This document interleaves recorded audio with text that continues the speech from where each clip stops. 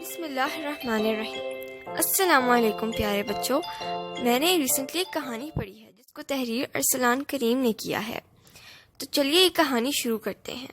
پیارے بچوں، دور کسی جنگل میں بلیوں کا ایک گروہ رہا کرتا تھا۔ ان سب کی آپس میں گہری دوستی تھی۔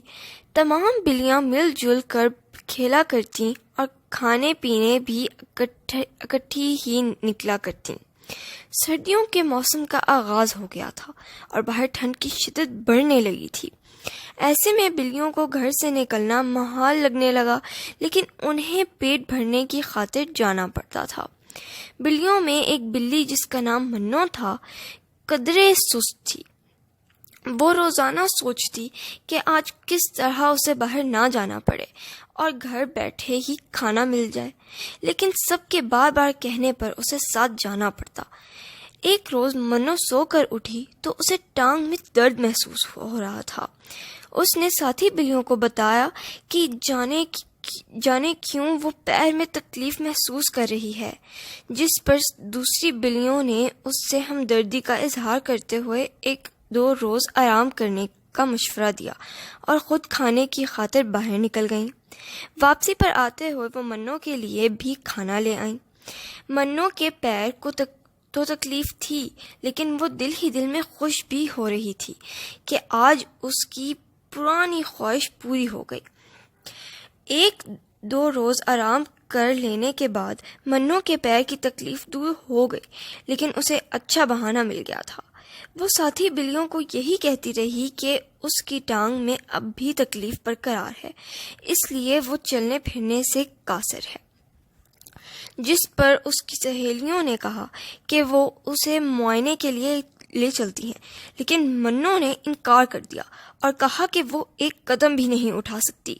چند روز مزید آرام کرنے کے بعد وہ خود ہی ٹھیک ہو جائے گی۔ یہ سن کر دوسری بلیوں نے بھی زیادہ زور نہ دیا اور خاموش ہو گئیں۔ بلیاں اپنے معمول کے مطابق روزانہ کھانے کے لیے باہر جاتیں اور واپسی پر منو کے لیے خوراک لے آتیں۔ شام کو وہ سب کچھ دیر کھیلنے کے لیے باہر جایا کرتی تھیں۔ اس وقت میں منو گھر بالکل اکیلی ہوتی۔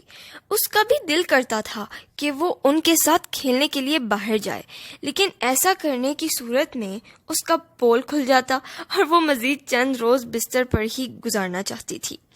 اسے فراغت کے یہ دن بے حد پسند آ رہے تھے۔ ایک روز معمول کے مطابق سبھی بلیاں کھیلنے کے لیے باہر گئی ہوئی تھیں۔ منو بستر پر مزے سے لیٹی تھی کہ اچانک اسے گوشت کی بو آئی۔ اس نے فوراً کان کھڑے کر لیے اور کھڑکی سے سر باہر نکال کر یہاں وہاں دیکھنے لگی۔ ایسا کرتے ہوئے اس نے خود کو کھڑکی کی اوٹ میں چھپا رکھا تھا تاکہ باہر کھیلتی بلیاں کی نظر اس پر نہ پڑ جائے۔ اب جو اس نے گوشت کی تلاش میں نظر دوڑائی تو کیا دیکھتی ہے کہ درخت کے نیچے ایک لڑکا کسی جانور کا گوشت پھینک رہا ہے۔ یہ دیکھ کر منو کے منہ میں پانی بھر آیا۔ وہ جلد از جلد گوشت تک پہنچنا چاہتی تھی۔ تازہ گوشت دیکھتے ہی اس کی بھوک میں اضافہ ہو گیا تھا۔ منو نے دل میں ارادہ کیا اور ساتھی بلیوں سے نظر بچا کر گھر سے باہر نکل گئی۔ وہ درختوں کی اوٹ میں ہوتی ہوئی گوشت تک پہنچنا چاہ رہی تھی اور چاہتی تھی کہ دوسری بلیوں تک گوشت کی خوشبو پہنچنے سے پہلے اسے کھانے میں کامیاب ہو جائے۔